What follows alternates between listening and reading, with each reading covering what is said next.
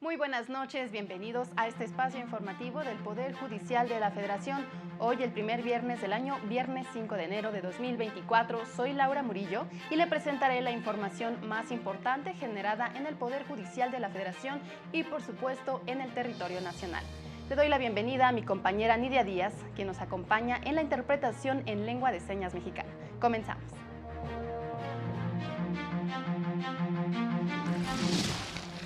A pesar de las críticas, los juzgadores federales deben salvaguardar el orden constitucional y el Estado de Derecho. Se justifica la prohibición de la subcontratación, ya que se utilizó para evadir impuestos y el pago de prestaciones laborales. Magistrados electorales descartan que esté en marcha una elección de Estado. La crisis de inseguridad ha propiciado que al día sean asesinados 6 infantes en el país. Y durante la ceremonia de cambio de mesa directiva de la JUFED, ministros de la Corte exhortaron a los impartidores de justicia a mantener su vocación de servicio en beneficio de la sociedad. El ministro de la Suprema Corte, Jorge Mario Pardo Rebolledo, llamó a jueces y magistrados de todo el país a seguir actuando con vocación de servicio, responsabilidad y profesionalismo ante los constantes cuestionamientos de que son objeto. Al tomar protesta la nueva directiva nacional de la JUFED para el periodo 2024-2025, destacó que con su trabajo dan fortaleza y unión al Poder Judicial de la Federación. Sin protesto. Si así lo hicieren, que las juzgadoras y juzgadores federales se los reconozcan, si no, se los demanden. Nos ha tocado vivir tiempos ciertamente complejos en algunos aspectos. Tenemos cuestionamientos frecuentes de nuestro actuar, tenemos señalamientos, pero finalmente nuestro compromiso no varía, nuestra meta no se altera, nuestra actividad tiene que seguir siendo la misma y tenemos que seguirla enfrentando con el profesionalismo, con la excelencia y con la vocación de servicio. Por su parte, la ministra Yasmín Esquivel Moza dijo que los impartidores de justicia deben redoblar esfuerzos para que se recobre la confianza ciudadana. Garantizar el acceso a la justicia para la protección de los derechos humanos de las personas y la salvaguarda de nuestra Constitución y la plena vigencia del Estado de Derecho. Esa tan relevante es nuestra tarea y nuestra misión constitucional. Hoy, más que nunca, debemos redoblar esfuerzos para que la sociedad confíe en nosotros. Jueza Juana Fuentes Velázquez. Tras entregar nombramientos a directivos regionales de la JUFED, el ministro Luis María Aguilar Morales reconoció la dedicación con la que actúan jueces y magistrados. Cuando la gente percibe la seguridad de que encontrará respuesta en un juzgado federal, presenta sus demandas y sus peticiones.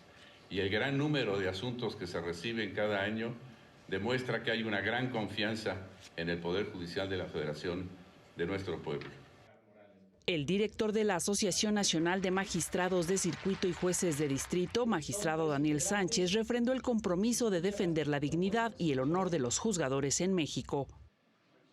Nuestra labor como juzgadores y juzgadoras federales constituye un pilar esencial para la impartición de justicia, en beneficio de las y los mexicanos. Para el canal del Poder Judicial de la Federación, Marta Rodríguez.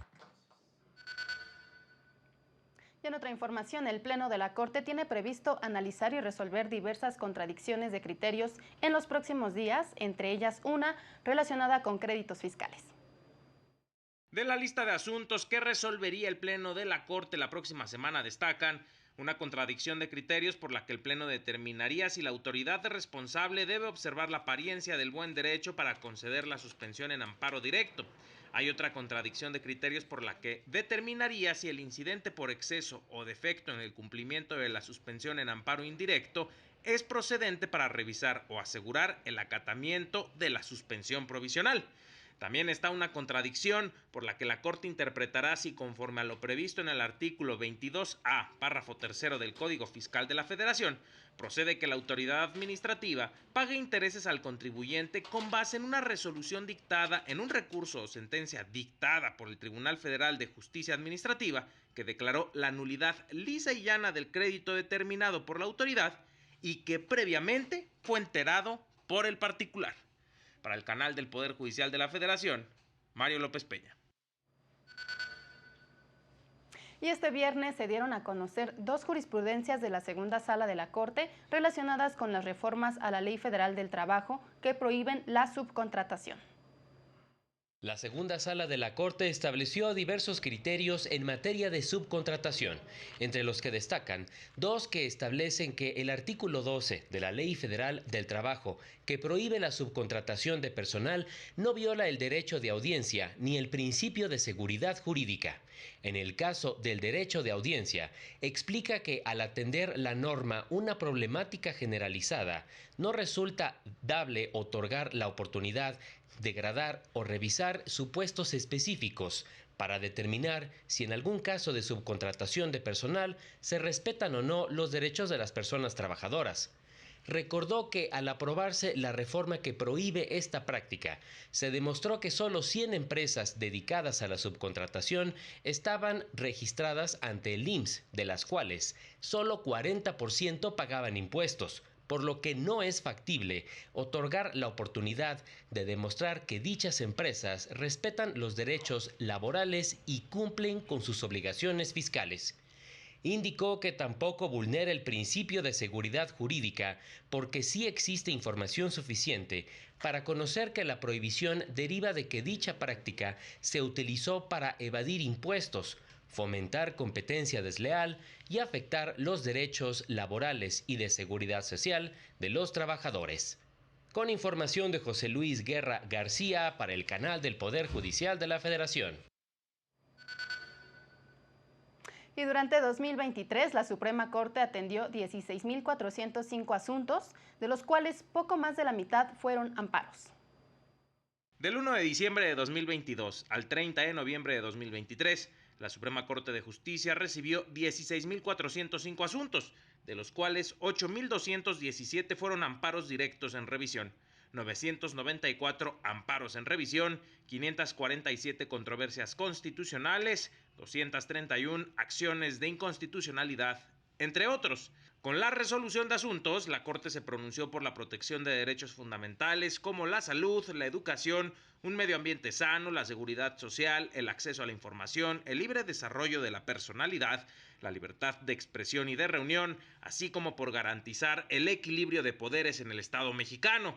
Entre algunos de estos asuntos están las acciones de inconstitucionalidad en contra de 2 decretos que reformaron leyes en materia político-electoral y que la Corte invalidó porque la mayoría del Congreso de la Unión incurrió en violaciones al procedimiento legislativo, la declaratoria de invalidez del Pleno del decreto que ordenaba el traslado del control operativo y administrativo de la Guardia Nacional a la Sedena. El Pleno determinó que es constitucional establecer el requisito de no ser persona deudora alimentaria morosa para acceder a determinados cargos públicos. También el Pleno invalidó disposiciones del Código Civil para el Distrito Federal, hoy Ciudad de México, que excluían a personas con discapacidad visual, auditiva y de lenguaje de la posibilidad de acceder al otorgamiento de un testamento público abierto por medios electrónicos. Para el canal del Poder Judicial de la Federación, Mario López Peña.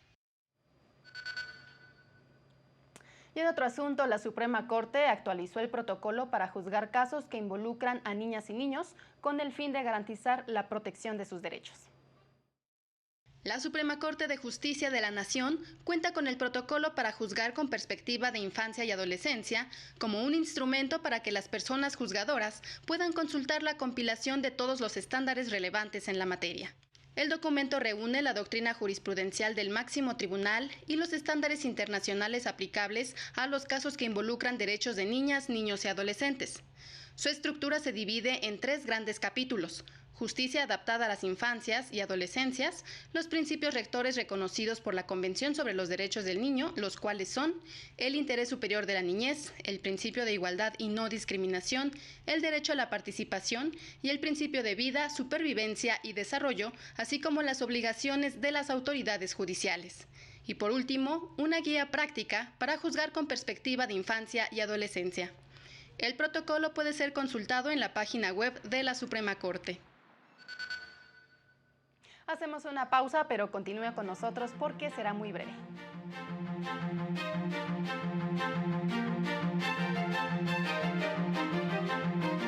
Al regresar, para evitar la saturación, reducirán operaciones en el Aeropuerto Internacional de la Ciudad de México.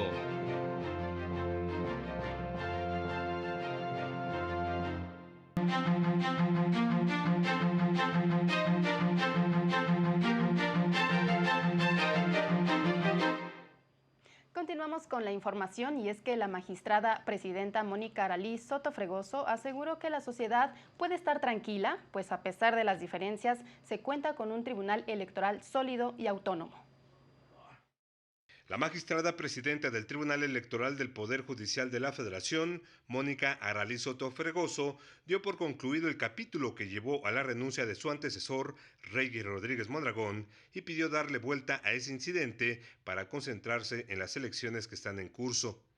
Durante una reunión con reporteros que cubren la fuente electoral, la magistrada resaltó que ninguna diferencia interna ha obstaculizado el trabajo del tribunal en la impartición de justicia electoral. Tratamos ya de darle vuelta a la hoja a ese incidente. Sí, creo que fue un lamentable incidente, me parece que no podría también verlo de otra manera y hacer una autocrítica al respecto, pero quiero que nos den un voto de confianza en decir el capítulo ha concluido. Hoy nos vamos a concentrar en el proceso electoral. La ciudadanía quiere saber que el Tribunal Electoral está fuerte, es autónomo e independiente. La magistrada presidenta descartó cualquier injerencia externa dentro del Tribunal Electoral. En la reunión también participaron los magistrados Felipe de la Mata Pizaña y Felipe Alfredo Fuentes Barrera, quienes descartaron una elección de Estado en los comicios del próximo 2 de junio. Es imposible totalmente que exista una posibilidad de una elección de Estado con instituciones autónomas que no se fundaron ayer, sino que tienen décadas y que han funcionado de manera de verdad, incluso a nivel internacional como ejemplo. Hay riesgo de que la elección no se lleve a cabo, hay riesgo de que esta sea una elección en la cual no se respete la ley o la Constitución. Yo diría, no lo hay. Creo que no nos debe preocupar una elección de Estado, ya lo ha señalado el magistrado de la Mata Pizaña. Las instituciones que tenemos para vigilar que el voto sea efectivo funcionan y funcionan bien. ¿Hay diferencias? Sí. ¿Las hay en el INE? Sí. ¿Las hay en el tribunal? Sí. Pero son en el ámbito administrativo. Lamentaron que actualmente no hay en la ley sanciones expresas contra funcionarios públicos que participan de forma indebida en los procesos electorales. Para el canal del Poder Judicial de la Federación, Juan Carlos González. Y en otras noticias, el juez 11º de Distrito de Amparo en materia penal otorgó una suspensión provisional que ordena a la Fiscalía Capitalina cesar la intervención de comunicaciones de la alcaldesa de Álvaro Obregón, Lía Limón García. Además, impide extraer información de su teléfono personal. Ello luego de que la funcionaria denunciara que es víctima de espionaje por parte de la dependencia, a la que dijo denunciará penalmente. El próximo 11 de enero se determinará si se concede la suspensión definitiva. Organizaciones de la sociedad civil denunciaron que la participación de las Fuerzas Armadas en tareas de seguridad no ha detenido la violencia en contra de infantes y adolescentes. Los homicidios contra niñas, niños y adolescentes en México van en aumento. Tan es así que en 2023, 2.095 perdieron la vida de esta forma, lo que implica que 6 son asesinados cada día. Esta tragedia fue revelada por la Red de los Derechos de la Infancia en México, REDIM, al presentar un balance anual sobre la situación en la que vive este sector de la población en el país. Lo que pues evidencia pues esta crisis de derechos humanos que está viviendo la niñez y que de algún modo pues los estados donde mayormente se presentan todo este fenómeno pues es lamentablemente Michoacán, Guanajuato y Jalisco. Pero eso no es todo frente a esta cruda realidad, porque también sufren de otros delitos, como que a diciembre del año pasado, 98.980 personas de 0 a 17 años fueron reportadas como desaparecidas desde que se tiene registro.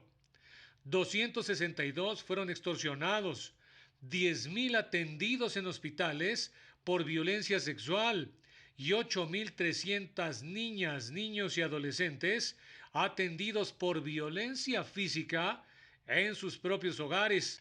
Denunciaron que otra de las preocupaciones radica en la militarización de la seguridad pública, como con la presencia de la Guardia Nacional. Afectaciones a los derechos de niñas, niños y adolescentes, como la constante exposición también a la presencia militar a la niñez y lo que eso implica en otro tipo de afectaciones, como lesiones y homicidios. Todo lo anterior aunado a la captación de la niñez por parte del crimen organizado.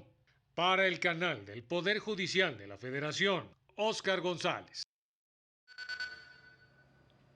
Y la Secretaría de Seguridad y Protección Ciudadana, Rosa Isela Rodríguez, confirmó que los secuestradores de los 32 migrantes en Tamaulipas realizaron llamadas a sus familiares en el extranjero para exigir un pago por su rescate, que en algunos casos sí se concretó. Sin embargo, apuntó, los migrantes, entre los que estaba un bebé, fueron liberados debido al operativo que desplegaron las fuerzas federales.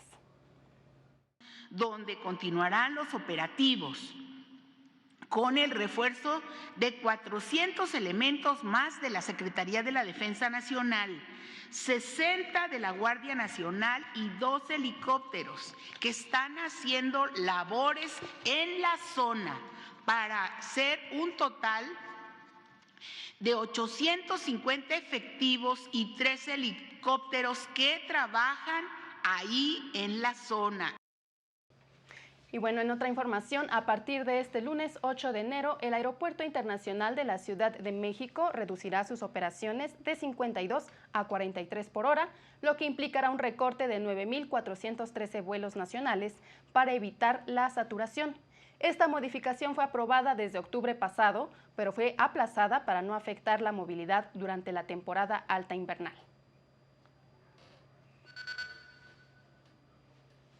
Y el aumento de precios en productos de la canasta básica propició que se elevara el costo de la tradicional rosca de Reyes.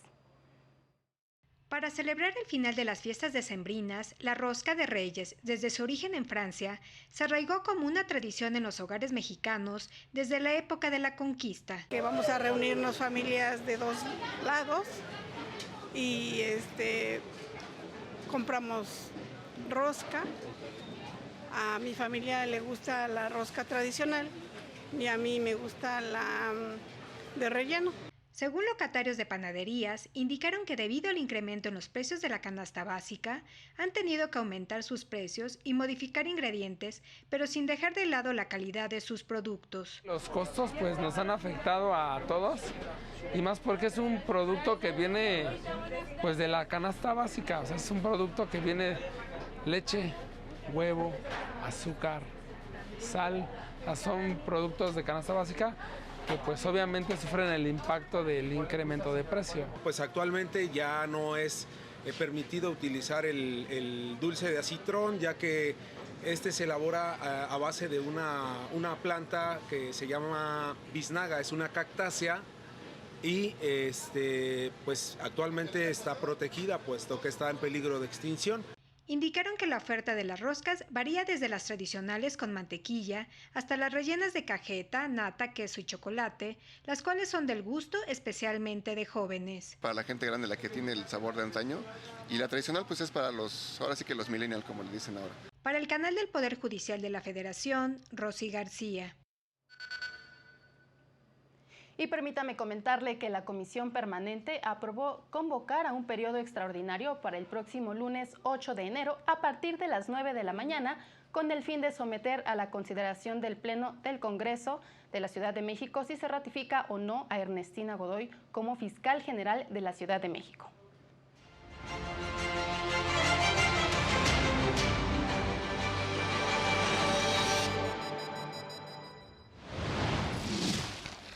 Trabajadores y autoridades del Colegio de Bachilleres acordaron un aumento del 4% al salario y el 100% del pago de salarios caídos durante los 51 días de huelga en la institución.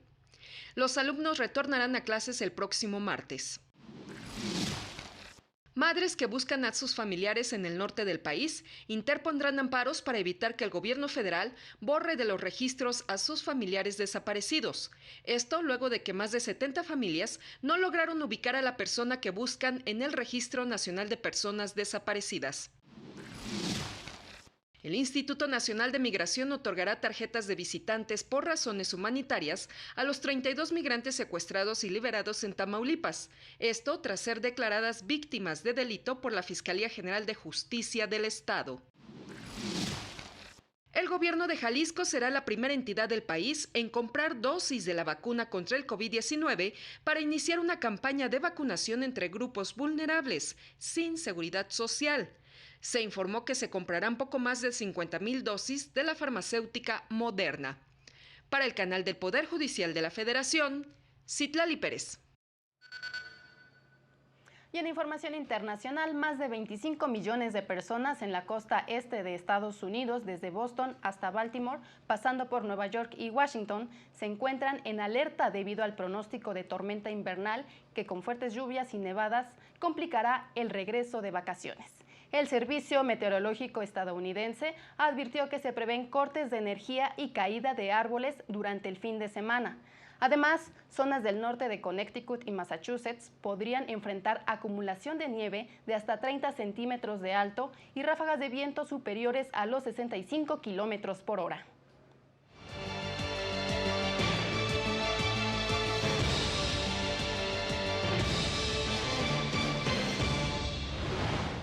Por 8 votos a 7, la Corte Suprema de Israel anuló parte de la reforma judicial aprobada recientemente por el Parlamento.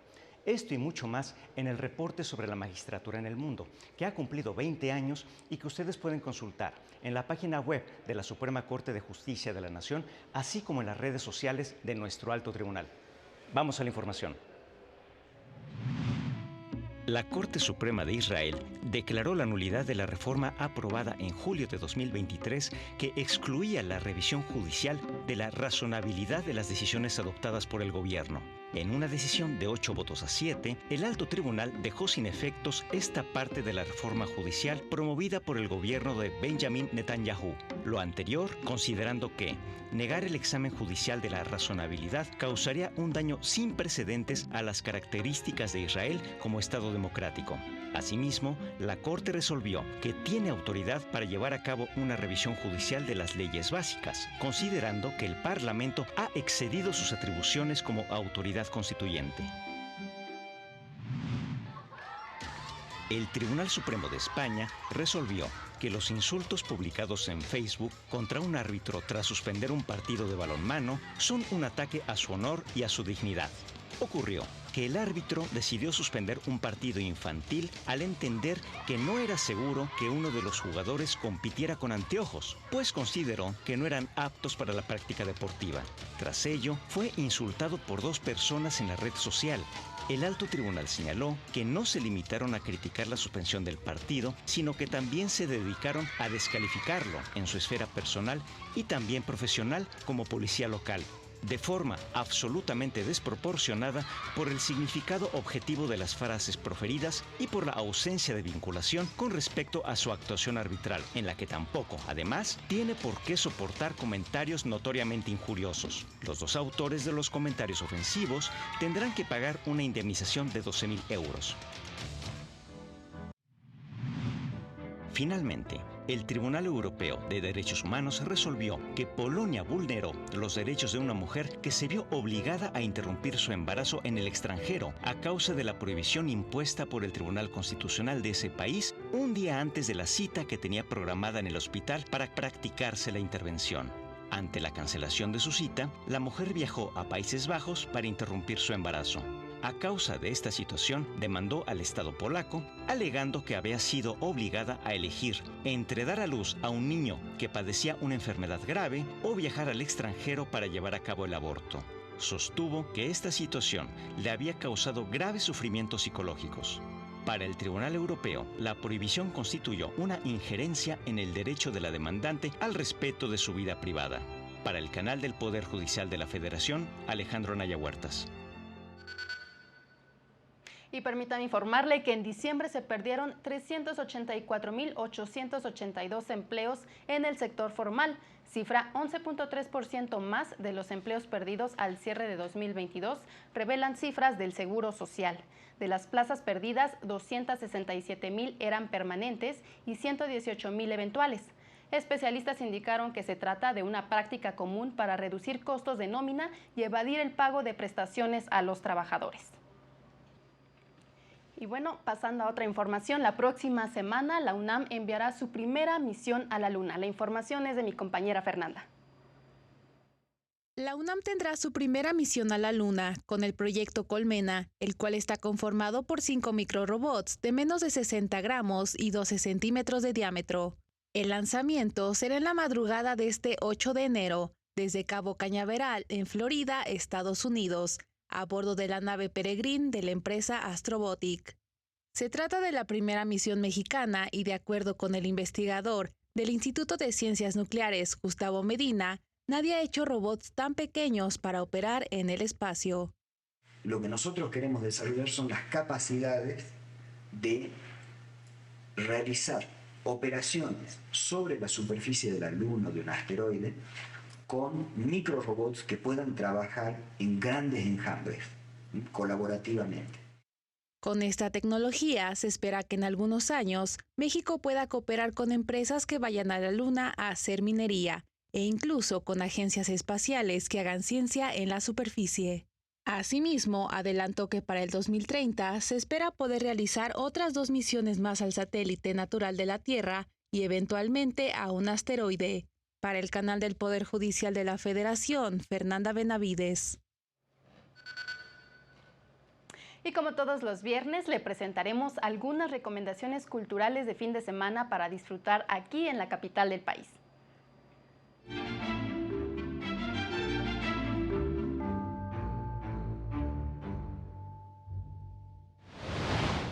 Tras dejar los regalos en los hogares de niñas y niños que se hayan portado bien, los Reyes Magos llegan al Zócalo capitalino para continuar el festejo con fotos con Melchor, Gaspar y Baltasar, la magna rosca de Reyes, piñatas con muchos dulces, libros gratuitos y hasta cineclub.